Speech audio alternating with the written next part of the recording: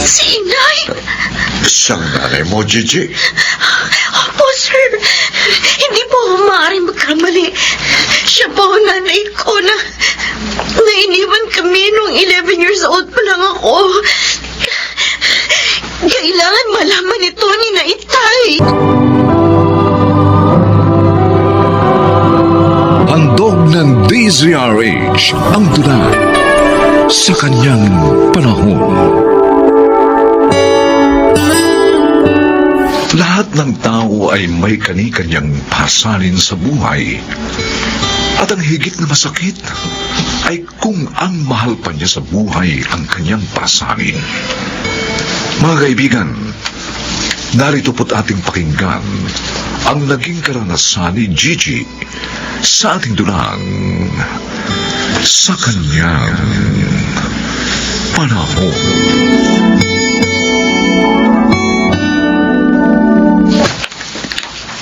Nay! Nay, bakit may dala ko yung mga damit? Aalis na ako! Iiwan ko ng pesting buhay na ito. Saan po kayo pupunta? Sasama na ako kay Orlando. Sa kanya hindi ako mahihirapan pa. Pero Inay, paano na po kami ni Naitay? Ay, bobo ka pala eh. Iiwan ko na nga kayo. Tatanong mo pa sa akin kung paano kayo? O, di bahala na kayo sa buhay nyo. Huwag po kayong umalis. Wala po kaming kasama ng mga kapatid ko. Malayo po dito ang bahay ni na Lola Juana.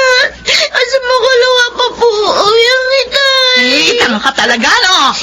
Kaya nga ngayon ako aalis dahil wala ang ama mo. Walang iistorbo sa akin. Umalis ka nga sa dadaan ako. Nay! Nay, bakit niyo umiiwan? Hindi niya na po ba kami mahal? Ubus na! Ubus na ang pagmamahal ko sa inyo!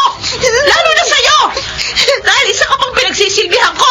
Nay! Kaya nga sa ayon sa gusto mo, aalis na ako sa pangit na bahay na ito!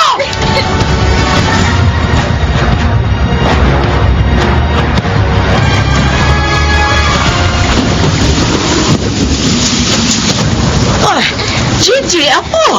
Bakit ka napasugo dito? Malayo ito at ang lakas pa ng ulan. Eh, ang mga kapatid mo, nasaan? Iniwan ko po sa bahay, Lola Juana. Kasi po, mahihirapan kami lalo kung isasama ko po sila dito. Eh, bakit ka ba napasugod? Si Inay po, iniwan na kami. Ha? Ay, halika. Halika muna. Pumasok ka. At doon mo sabihin sa akin ang lahat.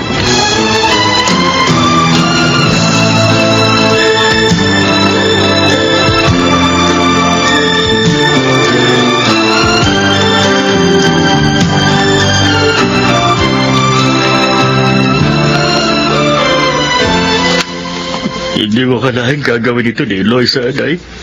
Ay, Wala siyang awa. Iniwan niya ang mga anak namin na walang kasama. Alam naman yung may kapansanan si Gigi. Hindi na sila konsensya. oo nga, Dario. At may parating pang bagyo nang umalis siya. Walang iya talagang babaeng yun. Makasarili. Napakasakit na ginawa niya, Nay. Nagsisikap naman ako para mabuhay ko sila ng mga anak namin. Ay kaso, hindi marunong makontento yung asawa mo. Hindi ko alam, Nay. Hindi ko alam ngayon kung paano ako magsisimulan muli. Magpakatatag ka, anak. Ngayon ka higit na kailangan ng mga anak mo. Lalo na si Gigi. Wala siyang mga kamay. Kailangan ka niya upang alalayan siya. O mabuti pa. Doon na kayo pumisan sa akin ng mga apo ko upang may tumingin sa kanila kapag wala ka.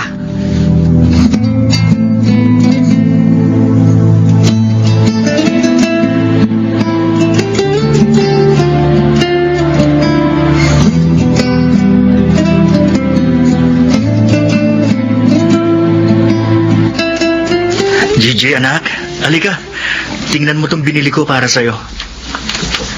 Ano po yan, Tay? Ay, mga notebook. Oo. Ito yung gagamit mo sa pasukan, ha? Ang gaganda po. At ito naman, ang bag at lapis mo sa papel. Salamat po.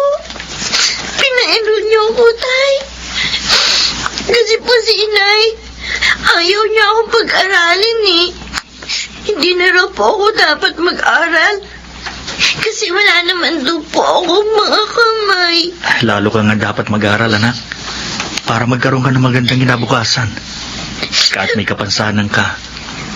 Kung hindi ka man pinagjigaan ng nanay mo, kami ng lola mo, susuportahan ka namin. Salamat po. Basta ha, ipangako mo, mag-aaral kang mabuti. Opo. At kapag may nanunukso sa'yo, sabihin mo lang sa amin. O di kaya sa teacher mo. Huwag kang susuko, anak. At lagi kang mag-pray sa Diyos para tulungan ka niya.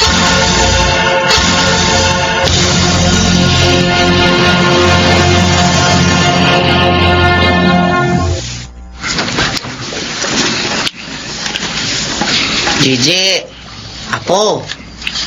Oh, bakit hindi mo ginagalaw yung pagkain mo? Wala po akong gana, Lola Juana. Masarap naman itong sinigang na isda na luto ni Lola. Oo nga. May problema ba, Apo? May nanukso na naman sa'yo kanina sa school. Halos araw-araw naman po eh. Hindi nawawala yun. Dapat, lagi mo rin silang isumbong sa teacher mo, ate. Napagod na ako magsumbong, Elson. Kaya nga, hinahayaan ko na lang sila. Basta huwag lang nila sasaktan ng katawan ko. Pero nasasaktan naman ng damdamin mo. Masakit pa rin kasing marinig na dapat na huwag na po ako mag-aral. Dahil putol naman daw ang mga kamay ko. Namalas daw po ako. Dahil bukod sa kapansanan ko, iniwan pa ako ng nanay ko. Sobra naman magsalita mga yun. Sino ba yun, ate? Turo mo sa akin. Harapin ko. Huwag na. Baka mapaaway ka lang, Elson. Inadaan ko na nga lang sa iyak ang lahat eh. Naisip ko pag naiiyak ko na ang nararamdaman ko, malilipas din ang sakit. Ako ang haharap sa mga nambubuli sa'yo, Apo. Aba, wala silang karapatang hatulan ka. Alam ko na kung bakit kanila binubuli, ate. Ano? Dahil inggit sila sa'yo. Kasi, mas mataas ang grades mo kesa sa kanila.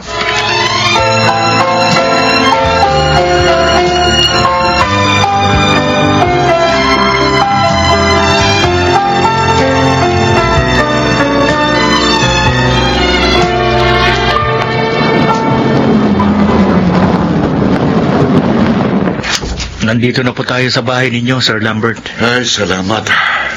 Makakapagpahinga na rin. Sumakit ang katawan ko dahil sa paglilipat namin dito sa lugar niyo, Dario. Marami po kasi kayong gamit. Salamat nga pala sa pagtulong mo sa pagbubuhat, ha? Ayos lang po yun.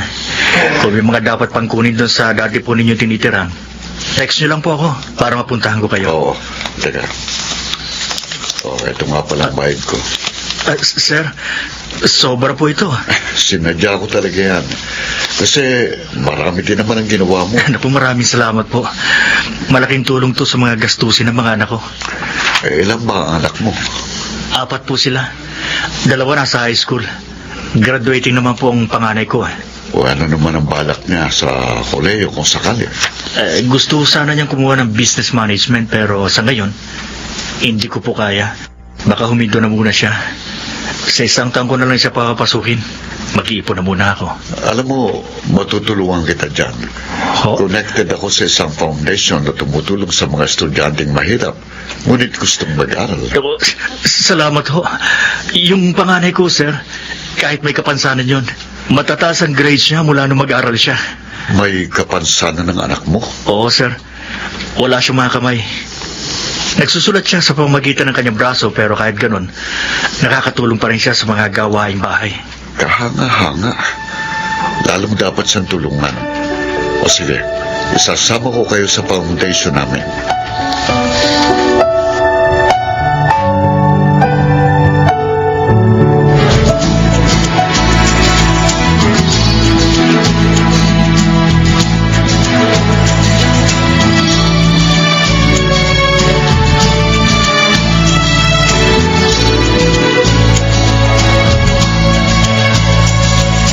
Binabati kita, anak. Ako rin, Apo. Binabati kita. Ngayon, graduate ka na sa kolehiyo. Salamat po, Itay. Lola, salamat po sa suporta ninyo. Congratulations, ate. I'm proud of you. Kahit may kapansanan ka, nagawa mo pa rin makagraduate with honor pa, ha? Oo nga, anak. Halata sa mukha ng mga nakakakita sa'yo na na-inspire sila sa'yo.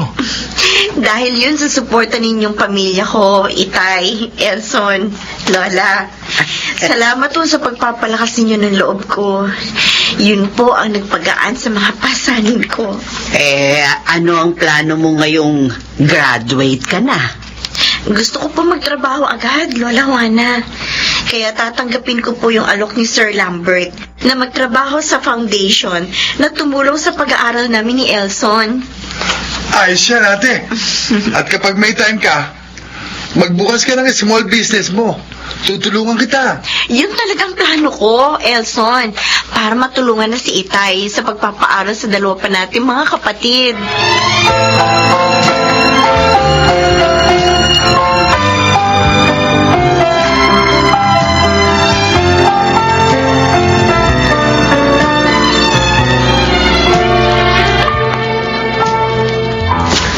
Sa ospital na ito na-confine ng bagong tutulungan ng foundation, Gigi. Ano pong sakit niya, sir? Cancer sa baga. At nabibilang ng araw niya. Ako, kawawa naman pala siya. Talagang kawawa. Dito. Narito na tayo sa room niya. Halika, pumasok na tayo.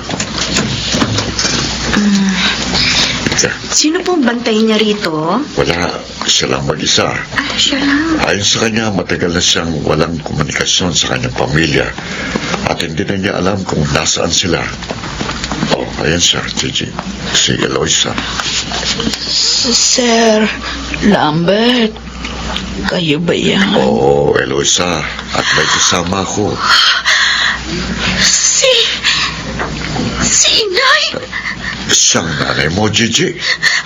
Opo, sir. Hindi po ako maaaring magkamali. Siya po ang nanay ko na iniwan kami nung 11 years old pa lang ako. Kailangan malaman ito ni na Itay.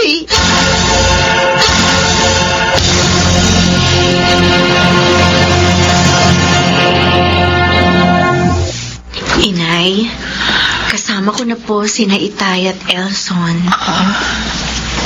Eloisa, Dario, ako nga. Kumusta na pong pakiramdam niyo, Inay? Elson, anak ko. Binata ka na. Nung iiwan ko kayo, maliit ka pa. Tapos na po ako sa kolehiyo. At meron na akong magandang trabaho. Ako rin po, Inay. May trabaho na. At may maliit na negosyo. Sila ang katuwang ko sa pagpapaaral sa dalawa pa nating anak. Masaya ako sa naging tagumpay niyo. Patawarin niyo sana ako sa ginawa kong pag-iwan sa inyo. Dario, iniwan kita at pinagtaksilan. Naging masamang asawa ako. Eloisa, anong nangyari? Nasaan na kayo ng kinakasama mo? Hindi ko alam. Pagising ko, isang araw, wala na siya. Iniwan niya na ako nung magsimula na akong magkasakit. Siguro, parusa na ito sa akin dahil sa mga pagkakasala ko sa inyo. Kalimutan na po natin yun, Inay. Ipagagamot po namin kayo. Hanggang sa gumaling kayo.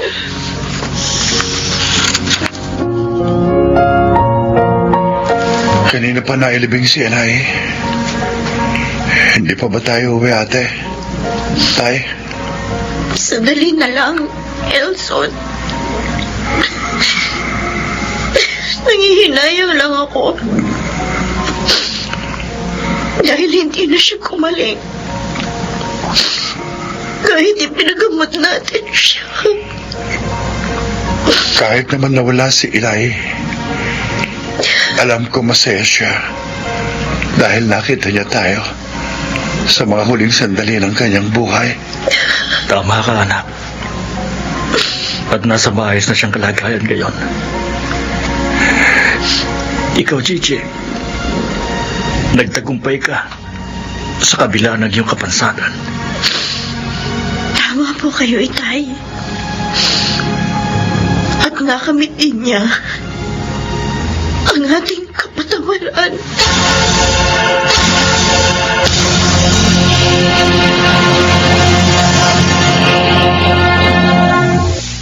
Kung magiging matibay lamang ang pananalig ng tao sa ating Panginoong Diyos, makakaya niyang dalhin anuman ang pasanin sa kanyang panahon.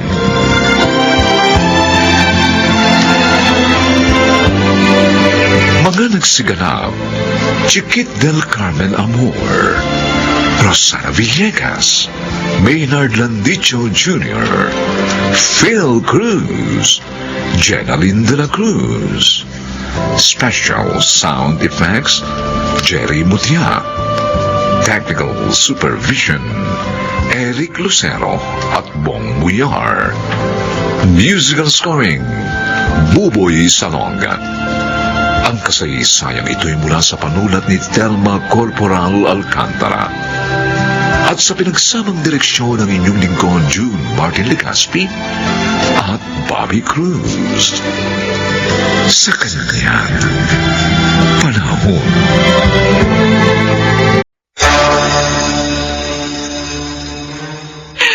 Patay na ang tatay niyo, mga anak! Ha? Hindi! Iniwan niya na tayo!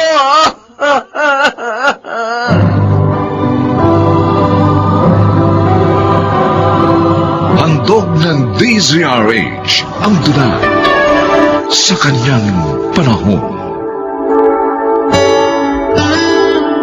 May mga naniniwalang kayamanan ang maraming anak. Subalit papaano kung ang mga anak na ito ay pasanin pala? May pag-asa pa ba para sa magandang bukas? Paano ang magulang sa kanyang pagtanda? Mga kaibigan, narito at ating pakinggan ang naging karanasan ni Saling sa ating dunang sa kanyang panahon. Ay, bigay niyo naman ako ng 500, oh. Ha? Saan mo gagamitin? Baka po mag-a-apply ng trabaho si Utol, Nay. Hindi, Kuya Dexter. May date ako, eh. Date? Yung anak mo nga kay Ditas ni hindi mo mabigyan ng gatas eh. Kami pa nga ng tatay mo nagbibigay. Ngayon, makikipag-date ka pa sa ibang babae? Nay, iba si Noemi. Ay, sus. Mahal ko yun, eh. Hindi katulad ni Ditas. Siya nanligaw sa akin, kaya kami nagkaanak. Kahit na, Tol. Nagkaanak kayo dahil ginusto mo rin. Ay, nako, Kuya. Subukan mong mambabae. Ha? At kapag nakatikim ka ng luto ng Diyos, makikita mo, hindi ka rin makakatanggi kapag tinukso ka ng babae. Yun na nga. Hindi ka nakatanggi sa tukso, kaya may dapat ka ng panagutan. Eh, ang problema, hindi ka nagtatrabaho. Mahigit 1 taon na lang, tapos ka na sana sa kolehiyo. Kaso huminto ka, at mas inasikaso yung barkada at mga babae. Nay naman. Anak naman, magbago ka na. Wow. Alalahanin mo, magulang ka na rin ngayon.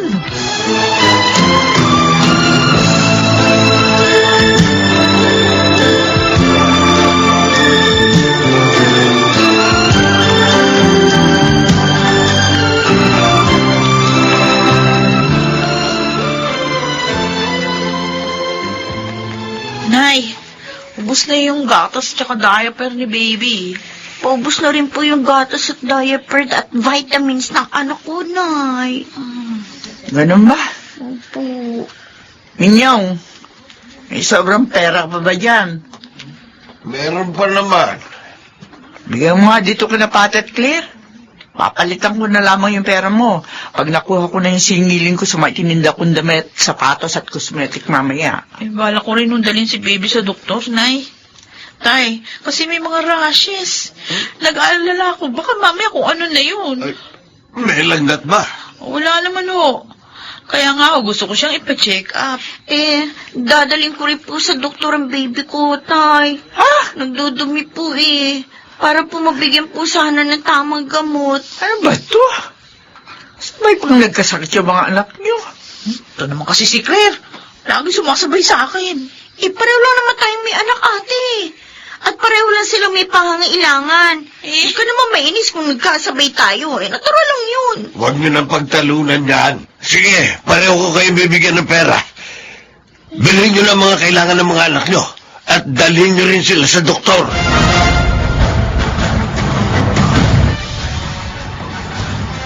Tay, malinis na po ang kwarto ni Inay. Matulog na kayo para makapagpahinga. Tsaka napagod kayo sa mag-aapong pamamasada ng jeep. Tama ka, anak. Pagod nga ako. Pero mas nakapapagod dito sa bahay. Tay, Dahil nakikita ko na kahit matanda na ako, wala pa rin nangyayaring maganda sa buhay ninyong mga anak namin. Maging ikaw, na panganay. hindi naman ho ako pasaway Oo nga. Pero tulad ni Rex, hindi mo rin tinapos ang kurso mo sa kolehiyo. Sayang. 2 taon na lang. Huminto ka pa. Lalo lang po kasi ako nahihirapan sa university. Dahil sa pambubuli sa akin ng mga kaklase ko. Sana, anak, hindi mo sila iniintindi. Dahil wala naman silang halaga Pero sinasaktan po nilang damdamin ko Lagi ako napapaya dahil sa kanila. Pakiramdam ko tuloy, walang mangyayari kahit makatapos pa ako ng pag-aaral. Dahil pilay ako. Kami ng nanay mo ang tunay na nagmamahal sa'yo. Dapat, sa amin ka nakinig. Di sana matagal ka ng graduate. Tay, Anak, naisip mo na ba kung ano mangyayari sa'yo pag bigla kaming mamatay ng nanay niya? tay naman. Paano ka? Kayo magkakapatid. Huwag naman ho kayong magsalta ng ganyan. Hindi tayo may hawak ng buhay natin, anak. Kaya nga, gusto namin kayong maihanda. Para kahit wala na kami, magkaroon pa rin kayo ng magandang kinabukasan. Pero ang masakit, lahat kayo umaasa pa rin sa amin kahit na nagkakaedad na kami.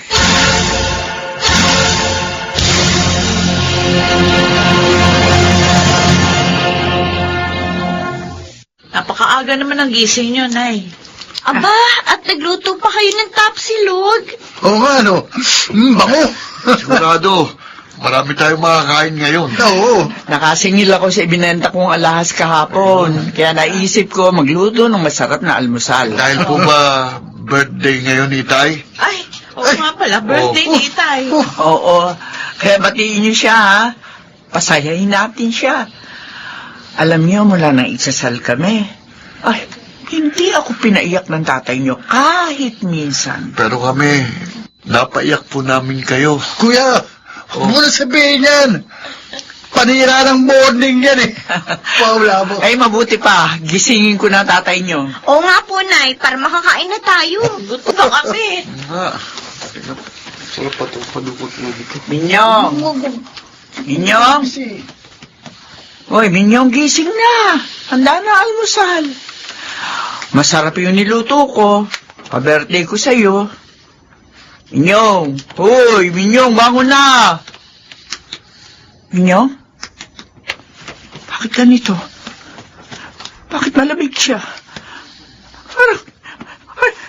Hindi! Minyong! Minyong! Asawa ko!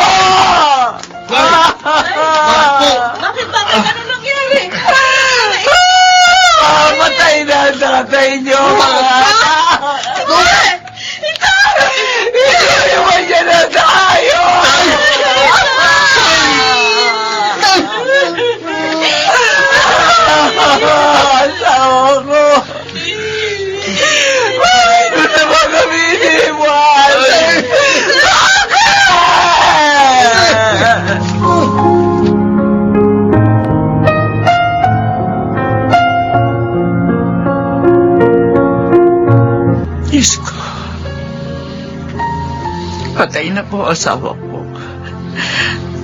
Ang lalaki naging katuwang ko sa mahabang panahon sa pagpapalaki sa aming mga anak. Ngayon wala na siya. Ano na po ako? Sino pang magiging kaagapay ko sa aking pagtanda?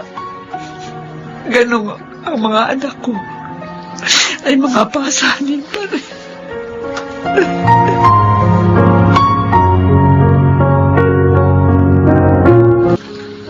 Kuya, bakit bihis na bihis ka? Ha? Huwag mo sabihin nga alis ka. Oo, Rex. Himala, lalabas ka ng bahay. Dala kong resume ko. Mag-a-apply ako ng trabaho. Ha? Nakapag-college naman ako eh. Siguro matatanggap ako sa isang call center. Hindi naman pilay ang mga kamay ko. At magaling ako sa computer. Kuya Dexter? Kailangan kumilos eh. Wala na si Tay.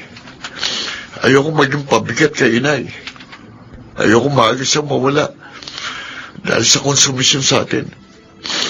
Kaya ikaw, Rex, kung may pagmamahal ka kay Inay, kumilos ka na rin habang hindi pa huling lahat. Kuya, Oh, pwede mo ba ako hintayin? Magbibihis lang ako ng maayos. Sasama ako sa'yo.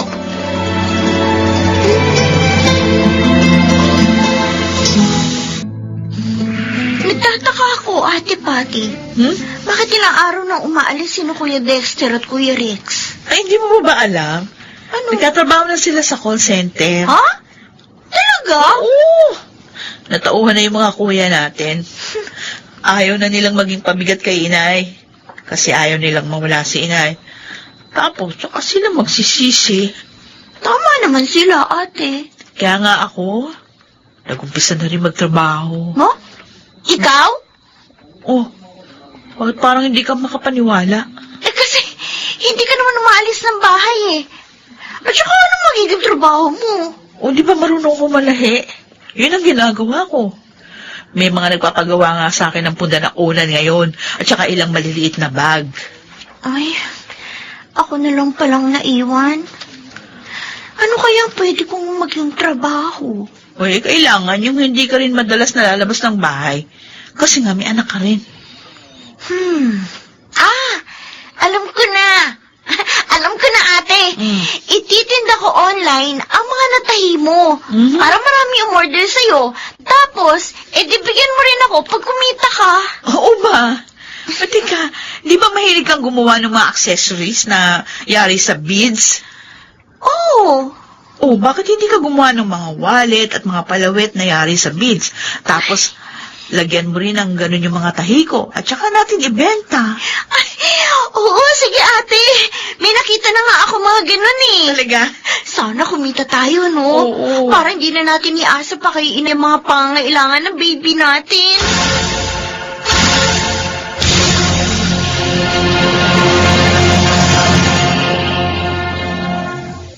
O, nakapamili na kami ng groceries ni Claire, Kuya Dexter. At ako naman, nakabili na ng bigas natin. mabuti. Tiyak na matutuwa si Inay pagdating niya at nakakitang kumpleto na lahat ang kailangan dito sa bahay. Nabayaran ko na rin ang tubig at kuryente natin. Sana magtuloy-tuloy na yung pagkita natin lahat, ano? Para makabawi naman tayo kay inay. Tuloy-tuloy na yan. Marami lang ang order sa inyo eh. O, bukas i-deliver na yung makina, Claire. Mananahi ka na, Claire? Oo, kuya. Marunong na ako. Tinuruan ako ni Ate Patty. Kailangan yun eh. Para lalo kami makagawa ng marami. Tinuruan nga rin niya akong magkabit ng mga beads sa mga bag at punda. Sayang, wala na si Itay. Hindi na niya makikita ang pagbabago natin. Kaya si inay na lang ang alagaan natin.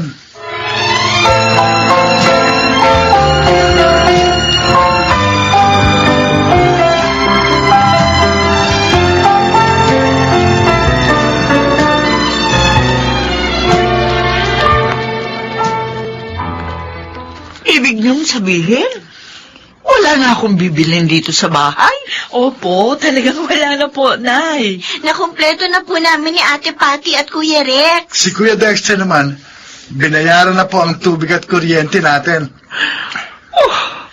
Ang mga anak ko. Nay, bakit po kayo umiiyak? Oo nga. Masaya lang ako. Dahil sa wakas, nagbago din kayo. Nay, pasensya na po kayo, ha? Oo. Naging pasaway ako sa inyo. Pati anak ko sa ibang babae, pinakargo ko sa inyo. Pangako po, hindi na po mauulit yun. Magiging responsable na po ako. Ako rin, Nay. Magiging responsable na at mag-iingat na ako sa sarili para hindi na muling madapa. Ganon din po ako, Nay. Mag-iipon din po ako para sa future ng baby ko. Ang mga anak ko. At ako naman po, Nay, hindi na patatalo sa self-pity. Hindi man pantay ang mga paa ko, lalakad pa rin po ako sa matuwid na landas ng buhay. Salamat, mga anak. Ngayon, nadarama ko na hindi ako nag-iisa.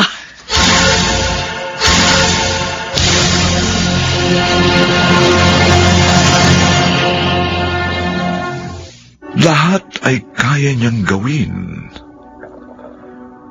Patuloy lamang na sa Diyos ay dumalangin upang ang tao ay dinggin sa kanyang panahon.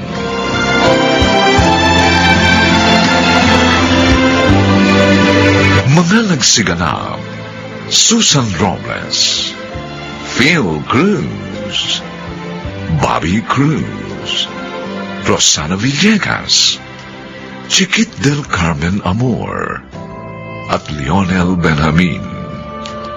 Special Sound Effects, Jerry Mutia. Technical Supervision, Eric Lucero at Bong Buyar. Musical Scoring, Buboy Salong. Ang kasaysayang ito'y mula sa panulat ni Telma Corporal Alcantara. At sa pinagsamang direksyon ng inyong lingkod, June Martin Legaspi at Bobby Cruz. Sa kanyang panahon. Rin pala anak mo eh. Hindi ba niya alam na bobo ka? At walang kwentang mag-budget? Kaya ayaw kitang bigyan ng pera? Marunong ako mag-budget. Ayaw mo lang ako pagkatiwalaan. Para kasi sa'yo, ikaw lang ang tama.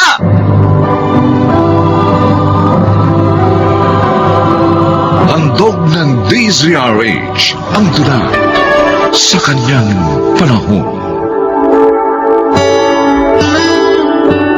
May mga pagtitiis na walang kabuluhan. Paano nga ba ito mawawakasan? Mga kaibigan, narito't ating pakinggan ang naging karanasan ni Glenda sa ating dulang sa kanyang panahon. Bakit naman kailangan lumayo pa kayo sa amin, Nay? Oo nga naman, Nay. Malayo pong Maynila dito sa Bulacan. Hindi namin kayo kagad na masasakluluhan kapag may nangyari sa inyo. Kaya naman mga anak, oo. Kung magsalita kayo, para bang mayroong masamang mangyayari sa akin. Tatapatin na po namin kayo. Wala po kaming tiwala kay Mang Daniel. Uy, bakit naman? Nakita niyo naman, maayos siya nagpupunta rito. Una po, dahil sa Facebook niyo lang siya nakilala.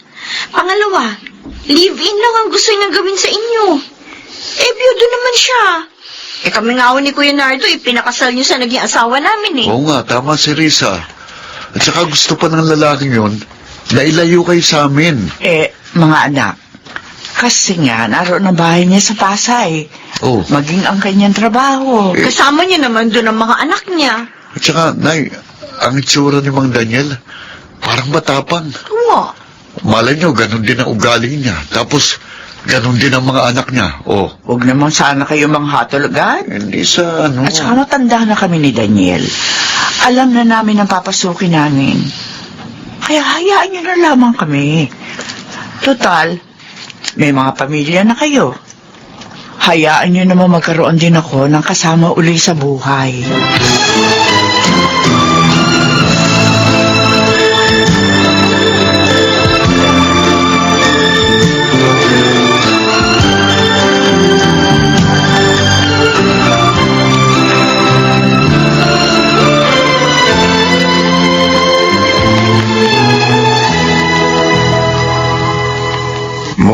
hindi sangayon ng dalawang mong anak sa pagsasama natin. Hindi silang umingiti ng paalis na tayo. Siguro nag-aalala lamang sila kasi malayo ako. Ang arte naman nila. Hindi na sila mga bata para bantayan mo. Iniisip lamang nila mahihirapan silang dalawin ako. Kahit hindi ka nila dalawin, kaya natin mabuhay. Kaya huwag nilang pairalin ng baluktot nilang katuwiran. Tama na nga, huwag na nga natin silang pag-usapan. Umiinit ang ulo mo eh. Daniel, may gusto sana ako itanong tungkol sa mga anak mo. Ano yun? Dito rin ba nakatira sa bahay ang 4 na anak mo may asawa na? Oo. Pero may kanya-kanya naman tayong kwarto eh. Kaya walang problema. Ha? Bakit hindi sila bumukod? May asawa na sila. Buti na rin yun. Dahil lagi nila ako nabibigyan ng pera kada sahod.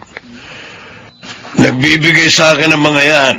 Kaya kahit hindi ako magtrabaho, ayos lang. Sila na rin ang sumasagot ng tubig, ilaw. Kaya wala tayong poproblemahin.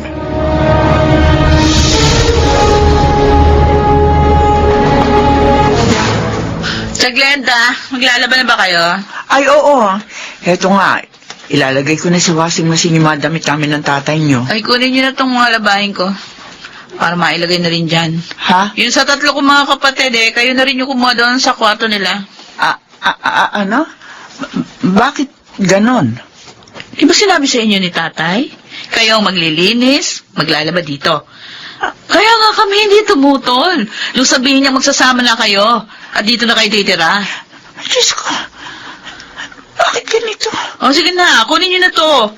At marami pa kayo lalaban.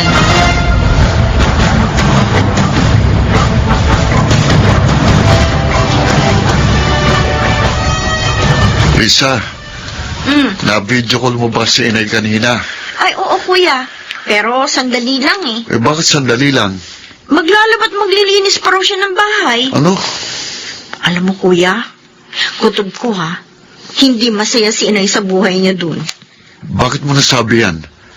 May naikwento ba siya? Wala. Pero malungkot ang mukha niya eh. At saka, parang payat siya. Ganon? Siya naman kasi. Nag-asawa pang muli. Lumayo pa dito. Gusto kong dalawin si inay, kuya.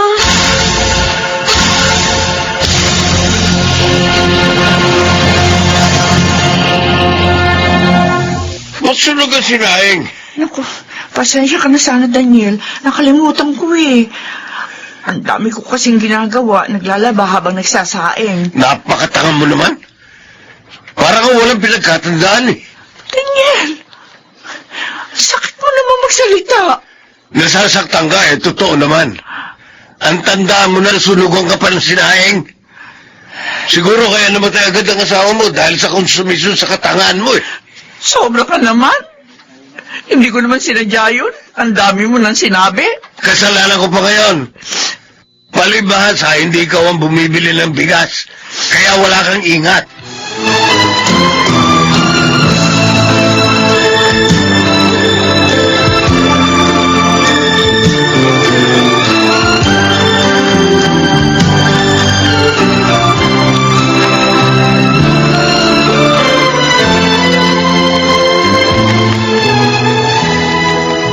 Bakit tumatanggap kayo ng labada, Nay?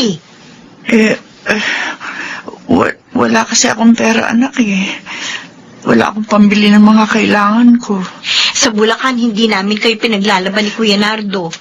Pero iba na ngayon, anak. May pamilya na ako. Bakit? Hindi ba kayo binibigyan ng pera ng kinakasama ninyo? Lisa, Oh, ba't kayo umiiyak? Sinasaktan ba kayo ng lalaking yon? wala siyang ibinibigay. Siya ang namimili na lahat ng kailangan namin dito. Kaya wala akong nakahawakang pera. Kahit para sa sarili ko. Sabi ko na nga ba hindi magandang buhay niyo dito eh. Ay. Ano yung sinasabi mo? Sinasaktan ng tatay ko nanay mo, ha? Siya yung madrama. Iyakin pa. Sana, Tessie, hayaan mo kami mag-usap ng nanay ko.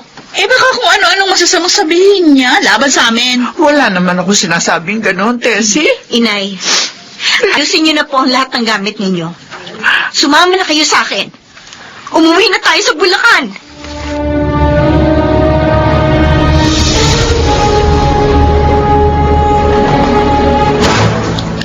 Tanga rin pala ang anak mo eh.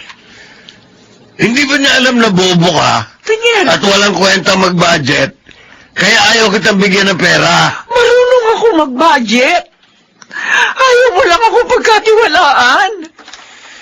Para kasi sa'yo, ikaw lang ang tama. Talagang tama ako. At matalino.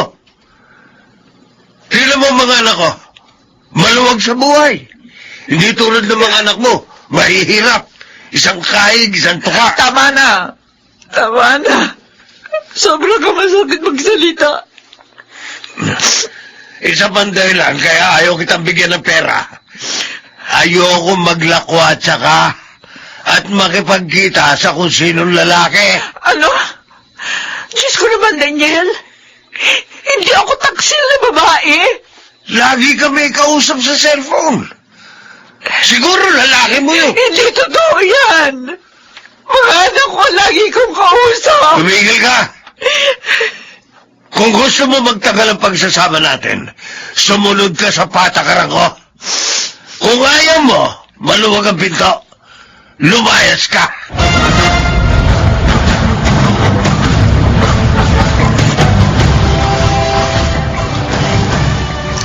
Hindi ko na makakaya mga ginagawa ni Daniel. Hirap na ako sa pagtitiis sa ugali niya. Hindi nga niya ako sinasaktan ng pisikal. Pero dinudurog naman niya ang damdamin ko.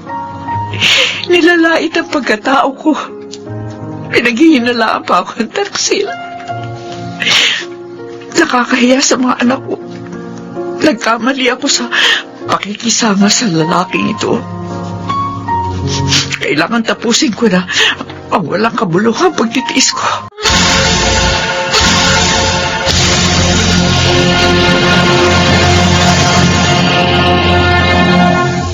Ikaw palang ipinadala ng agency sa akin para maging tauhan ko doon sa aking resort. Ay, opo, sir. Ako po si Glenda. Byuda po ako. May 2 anak, pero may asawa na ho silang pareho. Wala ka na palang dapat alalahanin dahil may asawa ng mga anak mo. Maaari ka nang hindi magtrabaho. Naku, Bakit? sir. Ayoko po ng ganon. Malakas pa naman po ako. Ayoko naman pong iyasa sa mga anak ko ang mga pangangailangan ko. Saka isa pa po, gusto ko pong malimot ang kabiguan ko. Kaya gusto ko makabangon at maging abala. Sige. Bibigyan kita ng pagkakataon. 8,000 ang magiging starting salary mo. After a few months at maganda naman ang trabaho mo, marunong naman akong magdagdag. Naku, Sir Gary, maraming salamat po. Pangako po, magsisipag po ako at magiging tapat po sa inyo.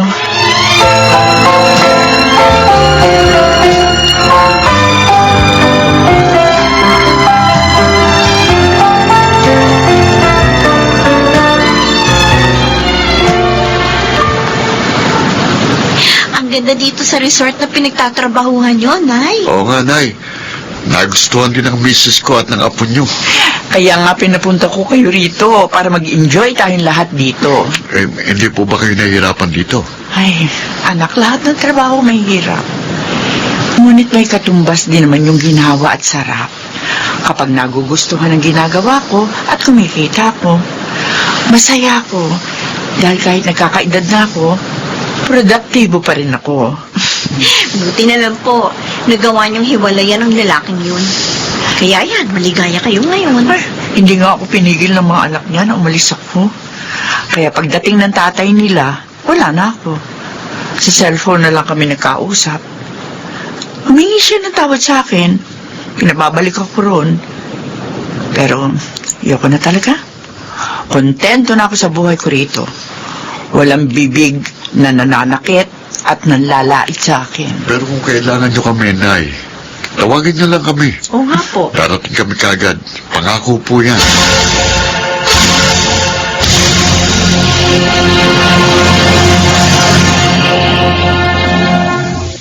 Ang bibig ay dapat na gamitin sa pagpupuri at pagsasalita ng mabuti.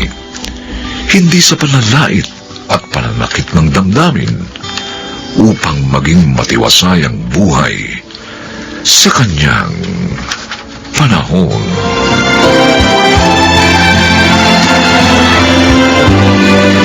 Mga nagsiganap, Susan Robles, Chiquit del Carmen Amor, Phil Cruz, Lionel Benjamin, Rosana Villegas, at Bobby Cruz.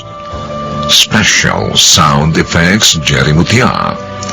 Technical Supervision Eric Lucero at Bong Muyar.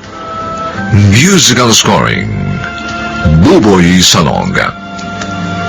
Ang kasaysayang ito'y mula sa panulat ni Telma Corporal Alcantara at sa pinagsamang direksyon ng inyong lingkod June Martin Legaspi at Bobby Cruz sa kanyang panahon.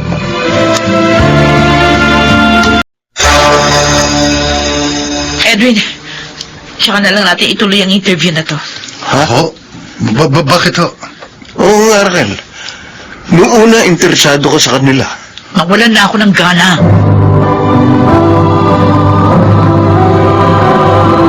Handog ng DZRH ang tula sa kanyang panahon.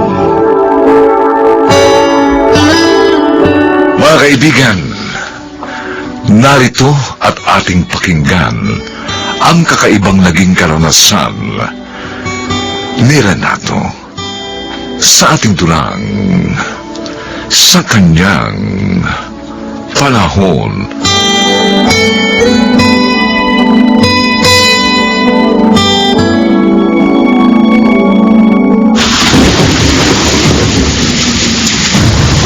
Elisa, sigurado ka bang nadala natin lahat ng mahalagang gamit natin dito sa evacuation center? Oo, Renato. Katuwang ko kanina si Rani at Dende sa paghahapon bago pa umulan ng malakas. Sana naman, kung mawasak ng gustong bahay natin, hindi bali yung marumihan ng putik, kaya nating linisin yun. Pero ang masira, problema na naman tayo sa pera para maipagawa yun. Taong to, hindi ka naman nasana. Halos taon-taon nasisira ng bagyo yung bahay natin. Naayos din naman natin kahit papaano. Matagal nga lang. Pero iba raw ang bagyong ito. Malakas daw talaga ito. Kaya pasalamat tayo. Lalakalikas agad dahil dito sa evacuation center.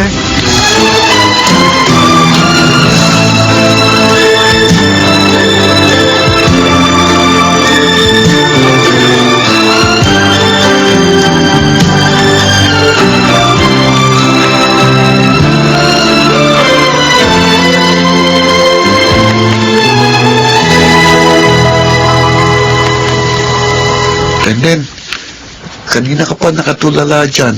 Ano ba iniisip mo? Nalulungkot ako, Kuya Ronnie. Kasi, nawasak talaga ang bahay natin itong nagdaang bagyo. Oo nga eh. Kaya sabi ni Itay, magtatayo na lang muna tayo ng tent dito sa lugar na kinatitinig ka nitong bahay natin para makaalis na tayo sa evacuation center.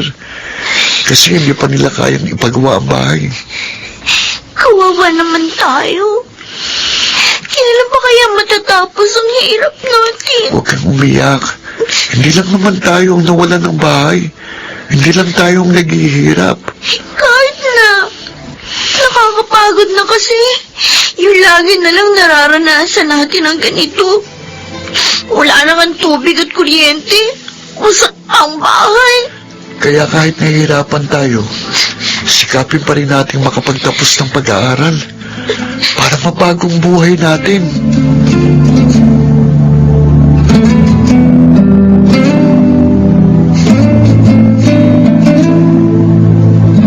Elisa, iayos mo itong konting isda na ibinigay sa akin sa palengke. Kumita ka ba sa pagkakargador mo? Oo, kahit papano. Meron akong 130 rito. Sira na kasi yung mga tsinelas nila Junior at Bunso eh. Bali ba? Pasok na sila bukas sa eskwelahan. Bili mo na lamang sila ng sinelas. Pagkasyahin na lang natin sa mga pangangailangan ng matitirang pera. Ano pa nga ba? Ang mahalaga kahit papaano, may dumarating sa atin. Nasaan ba mga bata? Aron sa labas, doon sila nagbabasa. Tinutulungan sila sa pag-aaral ni Ronnie. Masipag talaga mag-aaral ang panganay natin. Sana magkaroon tayo ng paraan para makapag-college siya at makatapos ng pag-aaral. Pangarap ko rin yun para sa kanya. Pero paano matutupad yun? Pangingisda at pagiging kargador lang naman ng trabaho mo. At kapwa tayo, hindi nakatapos ng high school.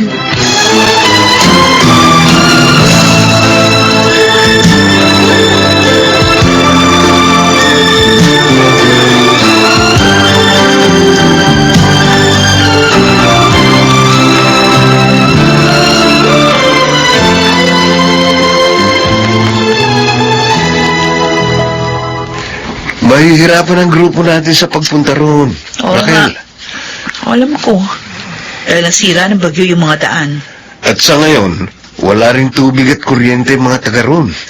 Kaya nga, ihanda natin mabuti yung mga sarili natin, pati na rin yung lahat ng kakailanganin. Sabagay, double purpose naman ang pagpunta natin dun eh. Makapamimigay na tayo ng tulong. Makagagawa pa tayo ng documentary para sa show natin.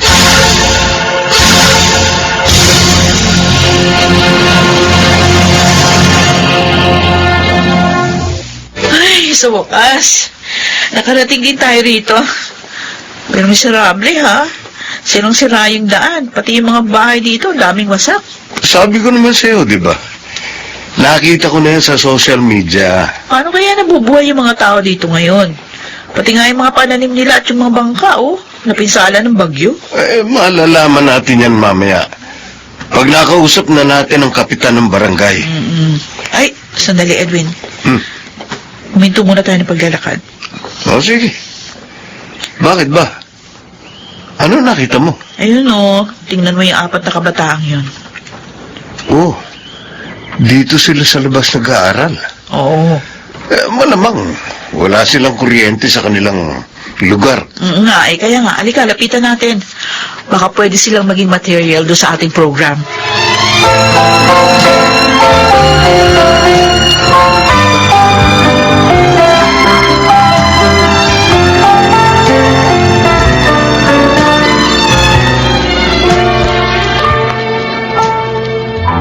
Opo, Itay. May nag-interview po sa amin. Si Miss Raquel Rubio. Isa po siyang sikat na journalist. May program po siya sa TV, Tay. Anong itinanong sa inyo? Kung nasira din po ba ng bagyong Pablo ang bahay natin? Ang sabi po namin, opo. Tinanong din po niya kung bakit po kami sa labas nag-aaral. Anong sabi niyo? Sabi ko po, wala kasi tayong kuryente. Kahit pa po nung wala pang bagyong Pablo. Kasi nga po, hirap na hirap tayo sa buhay. Bakit daw narito mga taong yon, mga anak? Tay, bukas po, mamimigay sila ng tulong. Ha? Oo. At gusto rin po nila na ma-interview din po kayo, Tay. Sana pumayag po kayo. Kasi baka matulungan nila kami na makapagtapos ng pag-aaral.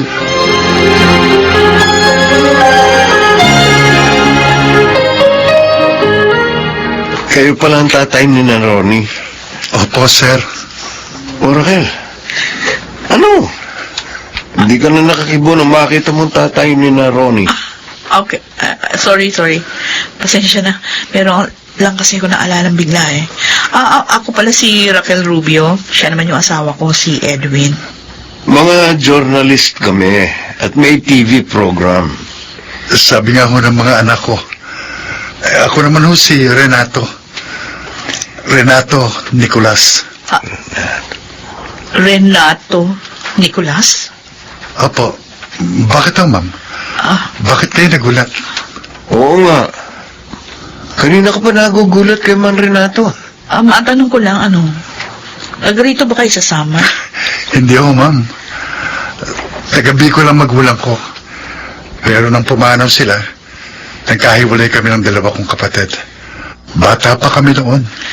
At ako nga napadpad dito sa summer. Edwin, tsaka na lang natin ituloy yung interview. Ho, bakit ho? Oo nga, Raquel. Noong una, interesado ka sa kanila. Nawala na ako ng gana.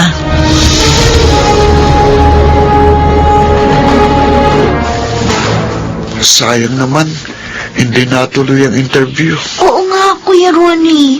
Akala ko pa naman may tulong na para sa atin. Ang totoo, nagtataka ko mga anak. Oo? Sa ikinilos ng babaeng journalist na yun. Bakit po? Nung una, nagulat siya nang makita ko. Nang tumagal na ang pag-uusap namin, para siyang nainis at umiiwas matapos kong sagutin yung mga tanong niya. Bakit mo kaya siya nainis at umiwas? Oo nga ho. Di ko nga alam din Pero huwag kayong malungkot. Kung talagang may biyayang inilaan para sa atin ng Diyos, makakamit din natin yon sa panahong itinakda.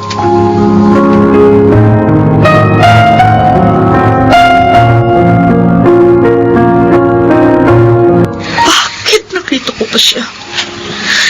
Bakit siya pa inatagpuan namin? Raquel, ba't ka umiiyak? Edwin, alam mo yung tungkol sa pagkatao ko, di ba? Oo. Hindi mo naman tinago yun sa akin. Yung lalaki na balak nating interviewin. Oh, Siya ang kuya ko. Si Kuya Nato. talaga? Oo. Sigurado ako doon. Dahil yung mukha niya meron siyang doon sa ilong. At doon sa mga impormasyong sinabi niya sa atin. Kung ganun, mas dapat natin siyang tulungan. Galit ako sa kanya. Dahil hinayaan niya ako mapalayo sa kanila. Hinayaan niyang ampunin ako ng ibang tao. Naging malalim ang sugat na yon dito sa puso ko, Edwin. Raquel, hindi ka dapat magalit sa kanya. Dapat nga pasalamat ka. Dahil sa pagpayag niyang ampunin ka ng iba, nagkaroon ka ngayon ng maginhawang buhay.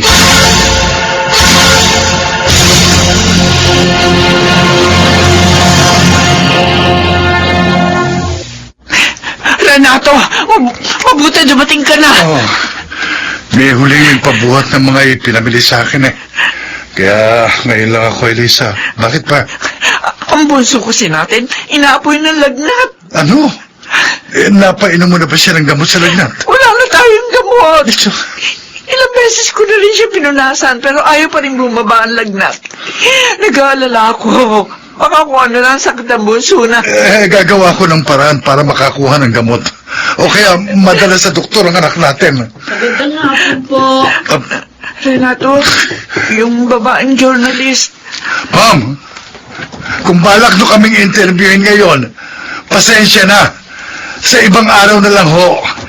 May sakit ang anak ko. Inaapoy ng lagnat. Hahanap pa ho ako ng gamot. Huwag ko kayo mag-alala. Tutulungan ko kayo.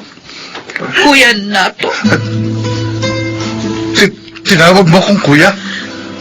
At sa palayo ko pa. Ako si Raquel. Ang sumunod sa iyo. Ikaw? Oo. Ang inampunin na Mrs. Gonzales. Nung 9 years old lang ako at ikaw naman 12. Raquel? Oo, kuya. Ako nga ito, Kuya Nato. Kapatid ko. Totoo ba ito? Oo, kuya. Siguro niloob ng Diyos na magpunta kami sa lugar na to para matagpuan kita at matulungan.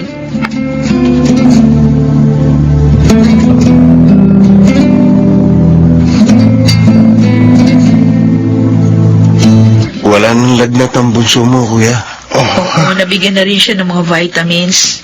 Tapos yung mga iba pa pampalakas. Salamat sa inyo. Mabuti dumating kayo. Lalo ka na, Raquel. Halos hindi na kita nakilala.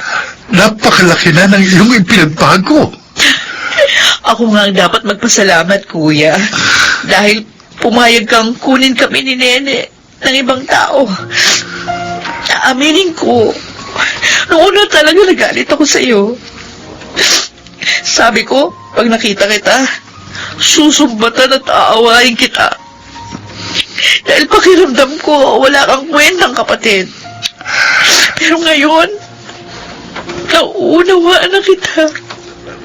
Nalungkot din ako at nasaktan sa nangyari. Pero kailangan gawin ko yun para sa ikabubuti niyo.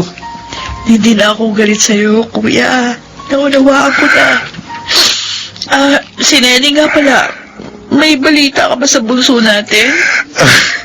Isa na siyang teacher doon sa Batangas. Talaga? Oo. Nakakatuwa naman. Napawalay man kayo sa akin, Raquel. Napabuti naman kayo, mga kapatid ko.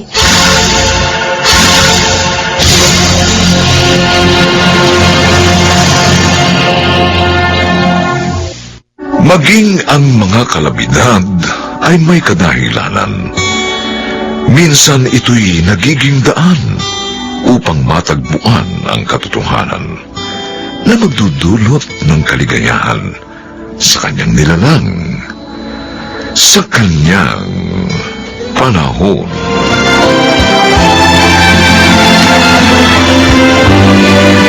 Mga nagsiganap: Bobby Cruz, Susan Robles, Phil Cruz, Chiquit del Carmen Amor, Rosana Villegas, Lionel Benjamin. Special Sound Effects Jerry Mutia. Technical Supervision Eric Lucero at Bong Muyar. Musical Scoring Buboy Salonga. Ang kasaysayang ito'y mula sa panulat ni Telma Corporal Alcantara at sa pinagsamang direksyon ng inyong lingkod June Martin Legaspi at Bobby Cruz sa kanyang panahon. Pinaglaruan yung damdamin ko. Sinira ang mga pangarap ko, ang buong buhay ko. Kaya sumumpa ako sa sarili ko, isang araw, matitikman niyo ang aking paghihiganti.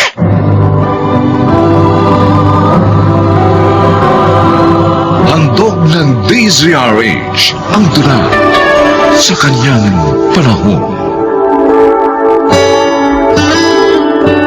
Mulat nga ba tayo sa kahihinatnan ng ating mga paghihiganti? Mga kaibigan, narito po at ating pakinggan ang naging karanasan ni Rebecca sa ating dulang sa kanyang panahon.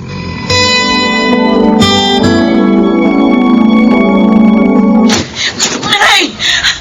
Pumutok na yung panabigang ko. Manganganak na yata ako. Dalawa tayo rito. Nataong pang nakabiyahe na papunta Subic ang tatay mo at si William. Hindi ko alam kung anong gagawin ko. Sandali lang. Ang sakit na masakit ka dyan ko, Nay. Teka, sandali. Tatawagan ko ng taxi para madala ka sa pinakamalapit na ospital. Hindi, ayaw mga anak sa ospital. Si Rio, sundin niyo siya. Yung gusto kong magpanak sa akin. Si Rio? Pero anak, Narinig niyo sinabi ko, di ba? Puntahan niyo na si Rio. Sabihin niyo, mang-anak na ako. Sabihin niyo, wala akong gustong magbalak sa akin. Kundi siya!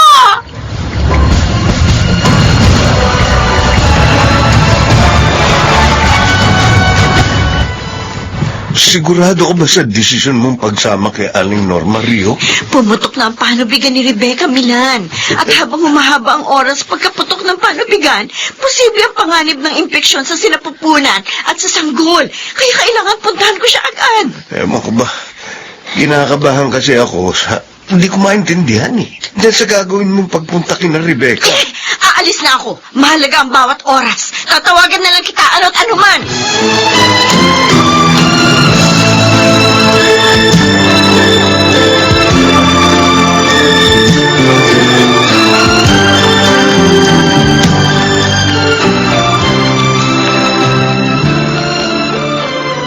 William, check mo na ba yung cellphone mo?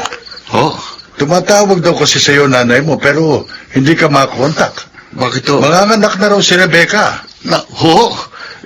Sa ospital daw po din ang asawa ko para makabiyahe kagad ako. At doon na ako tutuloy, tay. Ayaw nga raw magpadala sa ospital. Oo, Pilit daw na pinatawag sa kanya si Rio. si Rio. Oh, Pero hindi dapat sinunod ni nanay si Rebecca. Alam naman natin pabago-bagong emosyon ng asawa ko. Lalo na ngayon nagle-labor na siya.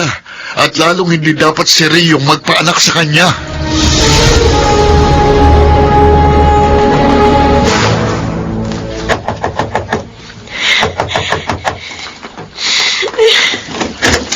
Rio, eto na yung mga gamot na pinabili mo. Ang dami kasing tao sa butika, kaya ngayon lang ako nakauwi. Bakit ba? Anong nangyari, ha? Si Rebecca po kasi, Aling Norma. Oh. Susuka lang daw po siya sandali sa banyo, pero hindi pa siya lumalabas. Ha? Sandali.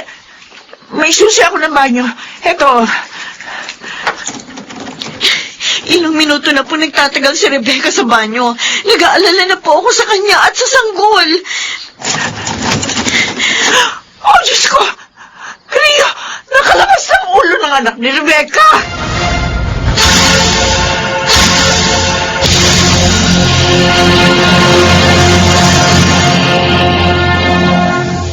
Ay, salamat sa Diyos. Karaos na sa panganak ang kaibigan mo, Rio. Pero nagiging kulay asul po ang baby, Aling Norma. Kailangan po natin siya dalhin sa ospital. Yan, sabi mo kanina pagkasilang niya. Maayos naman ang tinik ng puso Hindi niya. na po tayo pwedeng magkasaya ng oras. Tumawag po kayo ng ambulansya. Kailangan madala po natin ang baby sa ospital.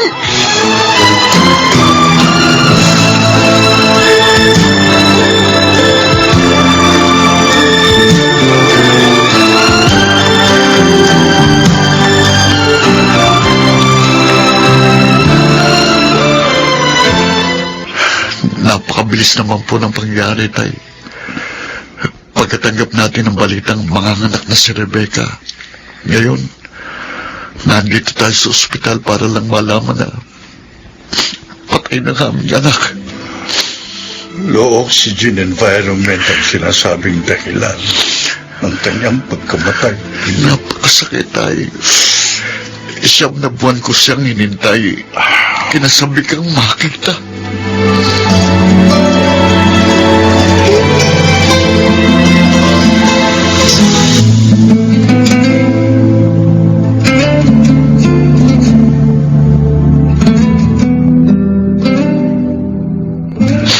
Wala naman akong hinangad ng mga oras na yun, kundi ang mapaanak siya ng maayos, Milan.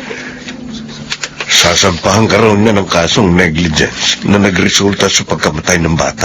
Alam ng Diyos, malinis ang konsensya ko. At kahit siya, maging sa sarili niya, alam niyang wala akong kasalanan sa pagkamatay ng kanyang anak.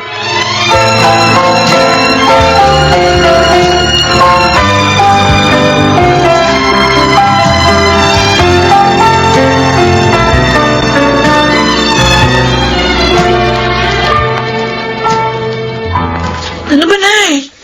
Magbabanyo ako. Bakit nakaharang kayo dyan sa dadaanan ko? Nung araw ng panganganak mo, hindi ka totoong nasusuka. Sinadya mo ang pagkukulong sa banyo. Sinadya mo magtagal sa loob para kung ano man ang mangyari sa iyo at sa sanggol na isisilang mo, pananagutin mo si Rio. Eh, di ba? Namatayan na nga ako ng anak ko. Ano-ano pa yung binibintang nyo? Tapos si Rio pang kinakampihan nyo? Kilala kita, Rebecca. Mula sa pagiging suwail mo at bengador mo. Alam kong pinagplanuhan mo ang paghihiganti labang kay Rio. Bakit? Masama bang maningil ng atraso? Kailangan mo sabihin ang katotohanan. Dahil kung hindi, hindi mo malalampasan ang lahat ng ito.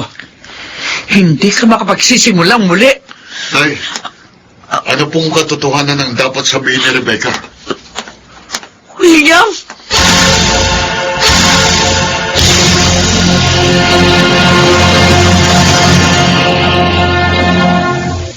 Dama mo bang sakit? Tulad ng sakit na hanggang ngayon, ramdam na ramdam ko pa nang lasingin mo ko na para na maangkin mo! Mahal kita, kaya ako nagawa yun. Pinlano nyo ni na Milan at Triyong lahat. Ano? Pumayag ka maging kasangkapan nila para mapagtagpan ang kataksilan nila sa akin. Ilang taon na rin ang nalilipas. Bakit hanggang ngayon, hindi mo pa rin nakakalimutan ang mga nangyari? Dahil akong biktima ng mga kasinungalingan nyo. Rebecca, Pinaglaruan yung damdamin ko. Sinira ang mga pangarap ko. Ang buong buhay ko. Kaya sumumpa ako sa sarili kong isang araw. Matitikman nyo ang aking paghihiganti.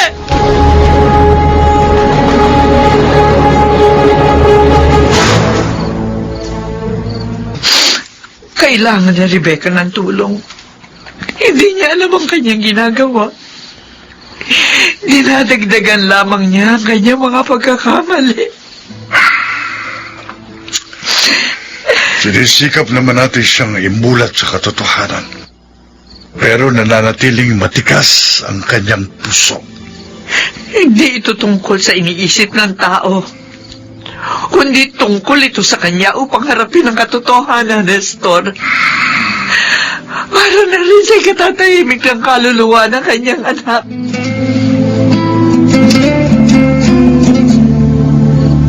Mayat maya, sinicheck ni Rio ang tibok ng puso ng sanggol. Noong mga oras na yun, malakas ang tibok ng puso ng sanggol. At oo, talagang sinadya akong magtagal sa banyo para hindi magkaroon ng pagkakataong ma-monitor ni Rio ang anak ko.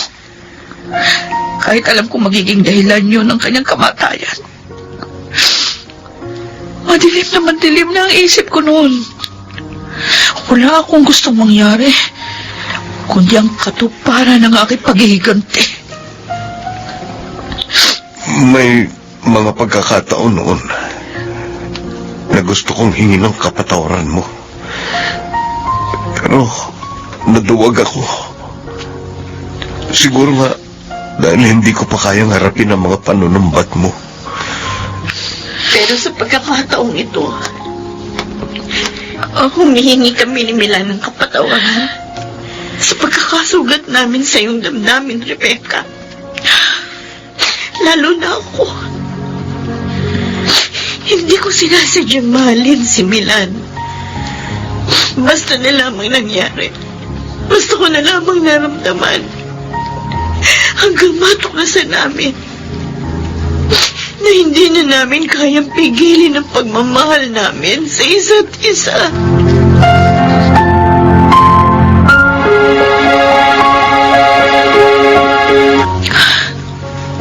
Bakit ganun, Nay? Bakit sa akin bumabalik ang lahat ng sakit? Samantalang ang gusto ko lang naman, maranasan din ng mga taong nanakit sa kalooban ko ang mga sakit na dinanas ko. Dahil walang matamis na paghihiganti, anak. At alam mo ba kung anong pinakamagandang paraan na paghihiganti? Yung ituloy mo ang buhay mo. At pagkatapos, mamuhay ka na maayos. Ang laki ng kasalanan ko sa aking sarili. Lalo na sa Diyos. Buksan mo ang puso mo, Rebecca. Nang sa gayon, ay muli mong maihanda ang sarili mo sa mga darating pang posibilidad at pagbabago sa iyong buhay.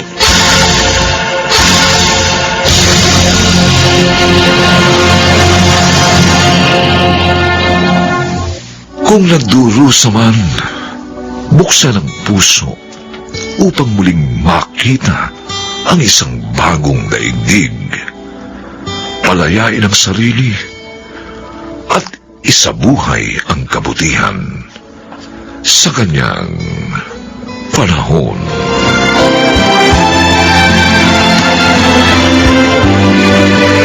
Mga nagsiganap: Rosana Villegas, Chiquit del Carmen Amor, Susan Robles, Lionel Benjamin, Phil Cruz, at Bobby Cruz. Special sound effects, Jerry Mutia. Technical supervision, Eric Lucero at Bong Muyar. Musical scoring, Buboy Salonga. Ang kasaysayang ito'y mula sa panulat ni Sel Barnum. At sa pinagsamang direksyon ng inyong lingkod, June Martin Legaspi at Bobby Cruz. Sa kanyang panahon.